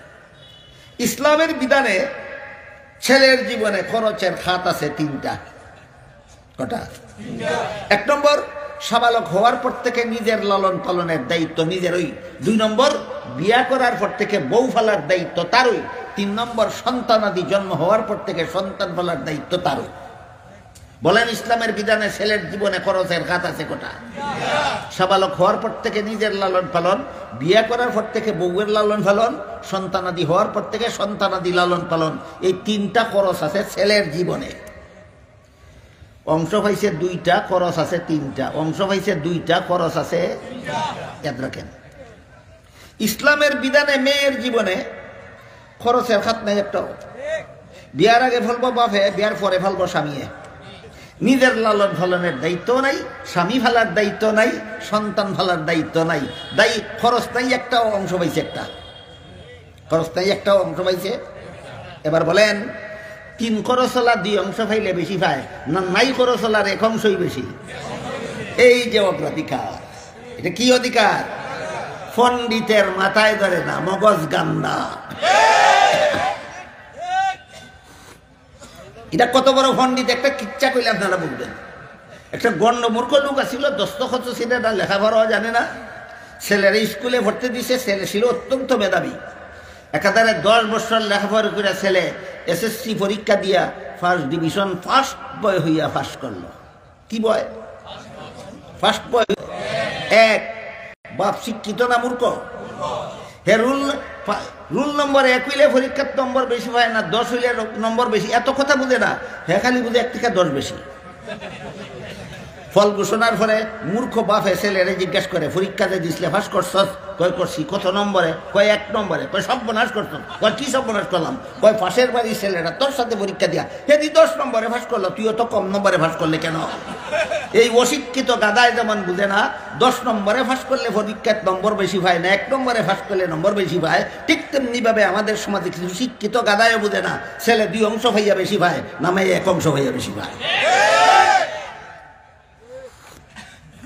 যেভাবেই হোক সূরা নিসার 11 নম্বর আয়াতে আল্লাহ বলেছেন ছেলে ভাবে 2 অংশ, মেয়ে হবে 1 অংশ। যে মানে না এর ইমান ঠিক আছে। কেমনে বুঝলেন না? তাইলে আমি আপনারা বুঝে দিচ্ছি। এবার বলেন অতি সংক্ষেপে ইমান কারে কয়? কোরআনের কিছু কথা মেনে নেওয়ার না। হ্যাঁ হ্যাঁ, সব শব্দ ভুলে যাবেন না কোনোদিন। কোরআনের সব কথা সঠিক বলে মেনে নেওয়ার নাম ইমান। তুই বেটায় সূরা নিসার 11 নম্বর আয়াত মানছস না, তোর ইমান নাই। এখন বুঝবেন কাদিয়ানির ইমান কোন দিক দিয়ে গেল।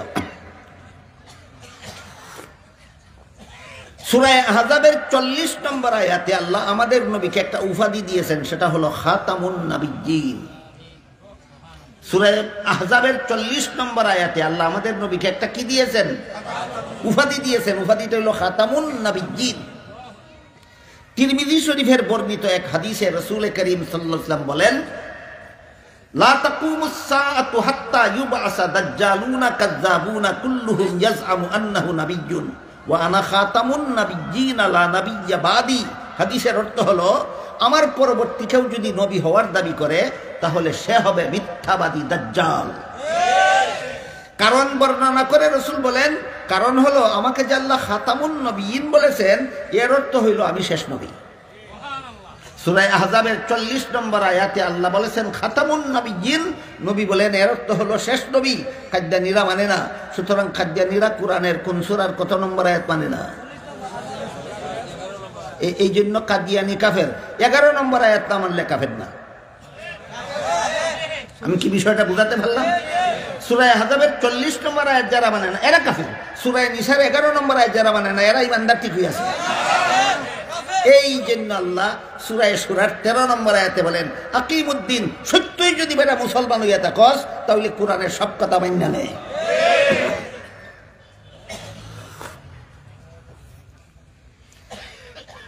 মালিকি ইয়াউমিদ্দিন আয়াতে দিন অর্থ কর্মফল। লা ইকরাহা ফিদ্দিন আয়াতে দিন অর্থ ধর্ম। আকিমুদ্দিন আয়াতে দিন অর্থ ইসলামের সহি আকীদা। আকিমুদ্দিন আয়াতে দিন অর্থ, আকিমুদ্দিনের অর্থ হইল তোমরা ইসলামের সহি আকীদায় অটল থাকো। কুফরি আকীদা পোষণ করো আর ইসলাম নিজের ধর্ম বলে দাবি করো, এটা হতেই পারে না। এখানে আর একটা আনুষঙ্গিক কথা আছে, আমাদের সমাজের জন্য বেশি দরকারি, বিশেষ করে আমাদের বাংলাদেশের, বিশেষ করে আমাদের হবিগঞ্জ জেলার, বিশেষ করে আমার হবিগঞ্জ শহরের মানুষের জন্য বেশি দরকারি একটা আনুষঙ্গিক আলোচনা। সেটা হলো আল্লাহ যে কোরআনে আমাদের নবীকে খাতামুন নবিয়্যিন উপাধি দিলেন আর নবীও বলে দিলেন এর অর্থ হইল শেষ নবী। এই শেষ নবী হওয়ার মধ্যে মর্যাদার কি আছে? শেষ নবী হওয়ার মধ্যে মর্যাদার কি আছে? এই কথা অনেক মুসলমানের মাথায় ধরে না। এই জন্য বিষয়টা আলোচনা হওয়া দরকার। এক হাদিসে রাসূল করিম সাল্লাল্লাহু আলাইহি ওয়াসাল্লাম বলেন, ইন্নাল্লাহা ফাদ্দালানি আলাল আম্বিয়া ওয়া ফাদ্দালা উম্মতি আলাল উমাম। আল্লাহ আমাকে সমস্ত নবীগণের উপর শ্রেষ্ঠ মর্যাদা দান করেছে। এটা কিন্তু আপনাদের মনে রাখতে হবে। আল্লাহ আমাদের নবীকে অন্য কারো সমান নয়, সৃষ্টির শ্রেষ্ঠ মর্যাদা দান করেছে। মুহাম্মাদুর রাসূলুল্লাহকে আল্লাহ আরশের সমান নয়, শ্রেষ্ঠ মর্যাদা দান করেছেন। কুরসির সমান নয়, শ্রেষ্ঠ মর্যাদা দান করেছেন। আসমান জমিনের সমান নয়, শ্রেষ্ঠ মর্যাদা দান করেছেন। মানব দানবের সমান নয়, শ্রেষ্ঠ মর্যাদা দান করেছেন। ওলিয়া উলিয়ার সমান নয়, শ্রেষ্ঠ মর্যাদা দান করেছেন। নবী রাসূলের সমান নয়, শ্রেষ্ঠ মর্যাদা দান করেছেন। যে হাদিসে এই কথা প্রমাণিত, হাদিসটাও বলে দেই, ইন্নাল্লাহা ফাদ্দালানি আলাল আম্বিয়া। রাসূল বলেন আল্লাহ আমাকে সমস্ত নবী রাসূলগণের উপর শ্রেষ্ঠ মর্যাদা দান করেছেন। দুঃখের বিষয় এই বিষয়টা খুলাসাভাবে সমাজে আলোচনা হয় না। না হওয়ার কারণে যে মর্যাদা ওলির মধ্যে আছে এই মর্যাদা আমার নবীর আছে কইয়া হে শানে রাসূল গায়। এইটা শানে রাসূল রে। যে মর্যাদা অন্য নবীর মধ্যেও আছে, এই নবী মুহাম্মদ রাসূলুল্লাহর মধ্যে আছে কইয়া হে শানে রাসূল কয়। এটা তো তোমার রাসূলের শান না, এটা তো মুসা নবীর শান। যেমন এক হাদিসে রাসূল করিম সাল্লাল্লাহু আলাইহি ওয়াসাল্লাম বলেন, আল আম্বিয়াউ আহইয়াউন ফি কুবুরিহিম, নবী রাসূলগণকে দাফন করার পর থেকে তারা জীবিত থাকেন। কি অবস্থা থাকেন? দাফন করার ফলে কোন কোন নবী জীবিত? এখন যদি কেউ আপনার নবীর প্রশংসা করতে গিয়া কয় আমার নবী জিন্দা নবী, এই তোর একলা নবী জিন্দা নবী, ওই শ্রেণী প্রশংসা। গুড়ার দিন জানস নবীর প্রশংসা কারে কয়? এই চাতুরিটা কিন্তু আমার সমাজে চলছে। নবীর আলাদা মর্যাদা কোনটায় জানে ওই না গুড়ার দিন, অন্য লোকের গুণ নিজের নবীর কয়া কয় এটা আমার নবীর শান, এটা তোর নবীর শান না, যে সকল নবীর শান। এই জন্য আল্লাহ পাক রব্বুল আলামিন পবিত্র কোরআনের বিভিন্ন আয়াতে আমাদের নবীর আলাদা মর্যাদা সূচক উপাধি প্রদান করেছেন। এবার বলেন, অন্য নবীর সমান মর্যাদা আমাদের না সকল নবীর চেয়ে শ্রেষ্ঠ? এই শ্রেষ্ঠত্ব তোমার কথায় আমার কথায় কারো চাপাবাজিতে না কোরআন হাদিসের দলিল দ্বারা?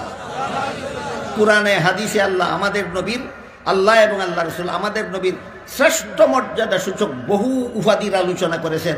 এর মধ্যে একটা উপাধি হইল খাতামুন নবিয়্যিন। আদম নবীকে আল্লাহ খাতামুন নবিয়্যিন উপাধি দান করছেন না? নূহ নবীকে আল্লাহ খাতামুন নবিয়্যিন উপাধি দিবেন না? ইব্রাহিম নবীকে আল্লাহ খাতামুন নবিয়্যিন উপাধি দিবেন না? মুসা নবীকে আল্লাহ খাতামুন নবিয়্যিন উপাধি দিবেন না? ঈসা নবীকে আল্লাহ খাতামুন নবিয়্যিন উপাধি দিবেন না? একমাত্র আমাদের নবীকে আল্লাহ খাতামুন নবিয়্যিন উপাধি দিয়েছেন। সুতরাং খাতামুন নবিয়্যিন হওয়াটা আমাদের নবীর আলাদা মর্যাদা। এইটার নাম শানে রাসূল, এটার নাম শানে রাসূল। কিন্তু আমি জানি আপনাদের এখনো বোঝার বাকি, শেষ নবী হইলে আলাদা মর্যাদাটা কি হইল? প্রশ্নের জবাব অত্যন্ত কঠিন। আমি একেই বলছি, কঠিন কথা উদাহরণের মাধ্যমে বোঝা সহজ হয়। একটা উদাহরণ দিই শুনুন। একজন রোগী এক ডাক্তারের দ্বারা চিকিৎসা করাইল, কিছুদিনের জন্য রোগ সারলো, আবার রোগে আক্রান্ত হল। আরেক ডাক্তারের দ্বারা করাইলো, একই অবস্থা। আরেক ডাক্তারের দ্বারা করাইলো, একই অবস্থা। যত ডাক্তারের দ্বারা চিকিৎসা করায় রোগ কিছুদিনের জন্য সারে, বলুন চিকিৎসা পুরাপুরি সফল না আংশিক সফল? এভাবে ডাক্তার পাল্টাইয়া চিকিৎসা করাইতে করাইতে শেষ পর্যন্ত এমন এক ডাক্তারের দ্বারা চিকিৎসা করাইলো যে ডাক্তারের চিকিৎসায় রোগ যে সারলো জীবনে আর ফিরল না। এবার বলুন, প্রথম দিকের ডাক্তারগণ শেষ ডাক্তার, শ্রেষ্ঠ ডাক্তার? কেন? যে ডাক্তারের চিকিৎসার পরে আরো ডাক্তারের দরকার বাকি থাকে, ইনি শেষ ডাক্তারও না, শ্রেষ্ঠ ডাক্তারও না। যে ডাক্তারের চিকিৎসার পরে আর কোনো ডাক্তারের চিকিৎসার দরকার বাকি থাকে না, তিনি শেষ ডাক্তারও শ্রেষ্ঠ ডাক্তারও। ঠিক তেমনি ভাবে আমাদের নবীর আগে আল্লাহ যত নবী রাসূল দুনিয়াতে পাঠাইছেন, সকলের পরেই আরো নবী পাঠানোর দরকার বাকি রয়েছে, আরো নবীর দরকার বাকি রয়েছে।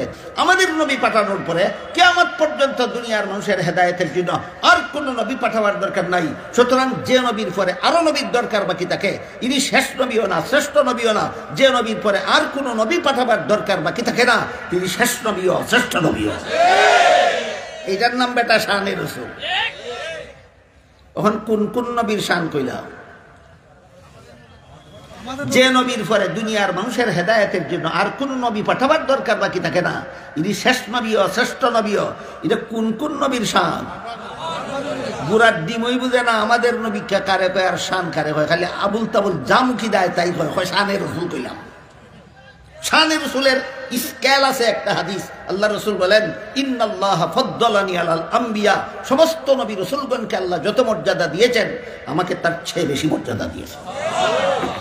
এইটা হইল আমাদের রাসূলের শান। এটা একটা আনুষঙ্গিক কথা ছিল বললাম। এবার মূল কথার দিকে ফিরে যায়। মালিক ইয়াউমিদ্দিন আয়াতে দিন শব্দকে আল্লাহ কর্মফল অর্থে ব্যবহার করেছেন। লা ইকরাহা ফিদ্দিন আয়াতে দিন শব্দকে আল্লাহ ধর্ম অর্থে ব্যবহার করেছেন। আকিমুদ্দিন আয়াতে দিন শব্দকে আল্লাহ ইসলামের বিশুদ্ধ মতবাদ অর্থে ব্যবহার করেছেন। আর আমি যে আয়াত তেলাওয়াত করেছিলাম সূরা মায়েদার 3 নম্বর আয়াতাংশ, সেখানে আল্লাহ বলেন আল ইয়াউমা আকমালতু লাকুম দীনাকুম, আজকে আমি তোমাদের দিনকে পরিপূর্ণ করে দিলাম। এখানে দিন অর্থ কর্মফল নয়, এখানে দিন অর্থ ধর্মও নয়, এখানে দিন অর্থ বিশুদ্ধ মতবাদ নয়। এখানে আল্লাহ দিন শব্দকে ইসলামের বিধিবিধান অর্থে ব্যবহার করেছেন।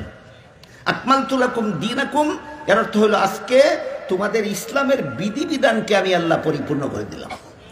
এবার বলুন সূরা মায়েদার 3 নম্বর আয়াতে আল্লাহ বলেছেন আমাদের দিনকে পরিপূর্ণ করে দিয়েছেন। এখানে দিন শব্দ কোন অর্থে? ইসলামের বিধিবিধান অর্থে। দিন শব্দ কোন অর্থে? ইসলামের বিধিবিধান অর্থে। সুতরাং ইসলামের বিধিবিধান শুধু মুসলমানদের সব সমস্যার সমাধান না, মানব জাতির সব সমস্যার সমাধান। মানব জাতির সব সমস্যার সমাধান। এখানেও আরেকটা আনুষঙ্গিক আলোচনা আছে, সেটা হলো প্রত্যেক নবীর যুগে আল্লাহ ইসলামের যে সমস্ত বিধিবিধান দিয়েছেন, সকল নবীর যুগের ইসলামের বিধিবিধান ছিল আপন আপন যুগের সর্বলোকের সব সমস্যার সমাধান। নূহ আলাইহিস সালামের ইসলামের বিধিবিধান তার যুগের সর্বলোকের সব সমস্যার সমাধান। ইব্রাহিম আলাইহিস সালামের যুগের ইসলামের বিধিবিধান তার যুগের সর্বলোকের সব সমস্যার সমাধান। মুসা আলাইহিস সালামের যুগের ইসলামের বিধিবিধান তার যুগের সর্বলোকের সব সমস্যার সমাধান। ঈসা আলাইহিস সালামের যুগের ইসলামের বিধিবিধান তার যুগের সর্বলোকের সব সমস্যার সমাধান। মুহাম্মদুর রাসূলুল্লাহর ইসলামের বিধিবিধান তার যুগের নয়, সর্বযুগের সর্বলোকের সব সমস্যার সমাধান। পার্থক্য চিনি? বলেন, অন্যান্য নবীর ইসলামের বিধিবিধানে আর মুহাম্মদুর রাসূলুল্লাহর ইসলামের বিধিবিধানে পার্থক্য চিনি? অন্যান্য নবীর ইসলামের বিধিবিধান তার যুগের সর্বলোকের সব সমস্যার সমাধান, তার যুগের সর্বলোকের সব সমস্যার সমাধান, তার যুগের সর্বলোকের সব সমস্যার সমাধান। মুহাম্মদুর রাসূলুল্লাহর ইসলামের বিধিবিধান তার যুগের নয়, সর্বযুগের সর্বলোকের সব সমস্যার সমাধান। এর একটা উদাহরণ দিয়ে আজকের মতো কথা শেষ করি। মুহাম্মদুর রাসূলুল্লাহর ইসলামের বিধিবিধানে একজন পুরুষ প্রয়োজনে একত্রে 4টা স্ত্রী রাখতে পারে। জানেন? জানেন না? কিন্তু একজন মহিলা একের বেশি স্ত্রী রাখতে পারে না। মুহাম্মদুর রাসূলুল্লাহর ইসলামের বিধিবিধান। একজন মহিলা একের বেশি স্বামী রাখতে পারে না, কিন্তু একজন পুরুষ 4টি পর্যন্ত স্ত্রী রাখার অধিকার রাখে। এখানেও ওই সমান অধিকারবাদীরা অবিচারের গন্ধ পায়। কিসের গন্ধ পায়? ইসলামের বিধানে নারীদের সাথে অবিচার করা হয়েছে। ইসলামের বিধানে নারীদের প্রতি অবিচার করা হয়েছে। এই আওয়াজটা আমার জীবনে যত মুখ থেকে শুনছি, এর মধ্যে সর্বপ্রথম শুনেছি তসলিমা নাসরিনের মুখ থেকে। তসলিমা নাসরিন শুধু ইসলাম না, কোনো ধর্মকেই ভালো চোখে দেখতে পারে না। বলে সবগুলি ধর্ম হলো বৈষম্যের ভান্ডার। ইসলাম ধর্মে যত বৈষম্য আছে এর মধ্যে একটা বৈষম্য হইল ছেলেরা দেয় 2 অংশ, মেয়েরা দেয় 1 অংশ। ইসলামের যত বৈষম্য আছে এর মধ্যে আরেকটা বৈষম্য হলো ছেলেরা দেয় 4টা বউ রাখার অধিকার, মেয়ের একটা স্বামীর বেশি অধিকার দেয় না। ইসলামের বিধিবিধানে যত বৈষম্য আছে এর মধ্যে একটা হইল জান্নাতে একজন পুরুষকে 72টা স্ত্রী দেওয়া হবে, একটা স্ত্রীকে একের বেশি স্বামী দেওয়া হবে না। সুতরাং ইসলামের বিধানে নারী জান্নাতেও নারীদের সাথে অবিচার, দুনিয়াতেও নারীদের সাথে অবিচার, ব্যক্তি জীবনেও অবিচার, পারিবারিক জীবনেও অবিচার, রাষ্ট্রীয় জীবনেও অবিচার। অবিচারের ধর্ম কোনদিন গ্রহণযোগ্য ধর্ম হতে পারে না। আমার জানা মতো সর্বপ্রথম তসলিমা নাসরিন এই প্রশ্ন উঠাইছিল যে একজন পুরুষকে যেভাবে 4টা বউ রাখার অধিকার দেওয়া হয়েছে, একটা মহিলাকেও 4টা স্বামী রাখার অধিকার না দিলে এই ইসলাম বিবেক সম্পন্ন মানুষের কাছে গ্রহণযোগ্য হবে না। আমি তখনই জবাব দিছি। আমি বলি, ঠিক আছে তসলিমা, তোর দাবি আমি একটু সময়ের জন্য মান্য নিলাম। কিসের জন্য? একটু সময়ের জন্য মান্য নিলাম। আল্লাহ পাক রব্বুল আলামিন পবিত্র কোরআনে রেখাতে বলেছেন, নিসাউকুম হারসুল লাকুম, তোমাদের স্ত্রীরা তোমাদের সন্তান উৎপাদনের ক্ষেত। আল্লাহ আমাদের স্ত্রীকে কি উৎপাদনের ক্ষেত বলেছেন? সন্তান উৎপাদনের। আরেক রকমের ক্ষেত আছে ফসল উৎপাদনের ক্ষেত, ওইখান থেকে বুঝে আসি। একটা কৃষকের যদি 4টা ক্ষেত থাকে, এক কৃষকে যদি 4 ক্ষেতে ফসল ফলায়, বলেন ফসলের ভাগাভাগি নিয়ে কি পরিমাণ ঝগড়া হবে? কেন? মালিক একজন, ঝগড়া কার সাথে করবো? কিন্তু ক্ষেত যদি একটা হয় আর গৃহস্থ যদি 4 জন হয়, আর 60 জনে মিললে যদি একটা তো ধরেন কথার কথা তরমুজ গাছ লাগাইলো, শত শত তরমুজ ধরলো, একদিন রাতের বেলায় শিলা বৃষ্টি হইয়া সবগুলি তরমুজ ভর্তা হইয়া গেল, কোন রকমে একটা তরমুজ রক্ষা পাইল। গিরস কজন, ফসল কটা। এখন টুকরা কোরআন ছাড়া তো ভাগাভাগির কোনো উপায় নেই। টুকরাও যদি ছোট বড় হয় তাহলে মারামারি ছাড়া কোনো উপায় নাই। ঠিক তেমনি ভাবে তসলিমারে যদি তসলিমার দাবি মতো 4 বেটার 7 কাছে একসাথে বিয়া দেওয়া হয়, বলেন গিরস কজন, ক্ষেত কটা। ফসল ধরবো একালি কলার মতো না একটা তরমুজের মতো। তোর তরমুজটাই বাপ ডাকবো কারে। এর ফলে তোর তরমুজটারে কটুকরা কইরা তোর কটা লাংড়ে দিবে কইয়া দা। এই এই এই রক্তক্ষয়ী সংঘর্ষের হাত থেকে মহিলাদেরকে হেফাজত করার জন্য ইসলামে বিধান দিয়েছে, তুমি একের বেশি স্বামী রেখো না, তুমি ক্ষেত আর ওরা হইল কৃষক। আজ পর্যন্ত আমাদের বাংলাদেশের তসলিমার প্রেতাত্মার অভাব নাই। বাংলাদেশের তসলিমার প্রেতাত্মার অভাব নাই। এখনো যারা তসলিমার প্রেতাত্মা অন্তরে পোষণ করেন, এদের উদ্দেশ্যে বলছি। আমি বেশ মনে হয় 10-12 বছর আগে এক পত্রিকা দেখছিলাম, বাংলাদেশের একটা আদমশুমারির রিপোর্ট। তখন বলা হয়েছিল বাংলাদেশে 16 কোটি মানুষ আছে, এর মধ্যে 8 কোটি মানুষ হইল, 8 কোটি হইল পুরুষ আর 8 কোটি হইল নারী। 8 কোটি পুরুষ আর 8 কোটি নারী আছিল বাংলাদেশে প্রায় 10-12 বছর আগে। আজকাল আরো বেশি হয়েছে নারীর সংখ্যা। আমি তখন এই হিসাবটাই ধরে দিলাম। 8 কোটি পুরুষের কাছে 8 কোটি মহিলারে বিয়া দিলে প্রত্যেকটা পুরুষে একটা করে বউ পাইবনি, পাইছে না? পাইছে না? 8 কোটি পুরুষের কাছে, পুরুষের সংখ্যা তো 8 কোটি, 8 কোটি পুরুষের কাছে 8 কোটি মহিলারে বিয়া দিলে প্রত্যেকটা পুরুষে একটা করে বউ পাইবনি, পাইব। জামাই পাওয়ার বাকি থাকবো কতজন মহিলা? 50 লক্ষ। স্বামী পাওয়ার বাকি থাকবো কতজন মহিলা? 50 লক্ষ। ইসলামে যদি শুরু থেকেই একজন পুরুষকে একাধিক বউ রেখার বিধান দিত না, বর্তমান বাংলাদেশের 50 লক্ষ মহিলার কপালে জীবনে একটা স্বামীও জুটত না। এই তসলিমা, তোর মাতার মগজ গান্দা। এবার বলেন, বাংলাদেশে পুরুষের থেকে 50 লক্ষ মহিলার সংখ্যা বাড়ছে 1500 বছর আগে না বর্তমানে? আর ইসলামী বিধান একের বেশি বউ রাখার বিধান দেওয়া হয়েছে 1500 বছর আগে। তোমার দেশের বর্তমান সমস্যার সমাধান কোরআনে 1500 বছর আগে ইসলামে দিয়ে রেখেছেন। তাই আল্লাহ পাক রব্বুল আলামিন বলেন, আল ইয়াউমা আকমালতু লাকুম দীনাকুম। ইসলামের বিধিবিধান, মুহাম্মদুর রাসূলুল্লাহর ইসলামের বিধিবিধান সর্বযুগের সর্বলোকের সব সমস্যার সমাধান। আল্লাহ আপনাদের আমাদের সবাইকে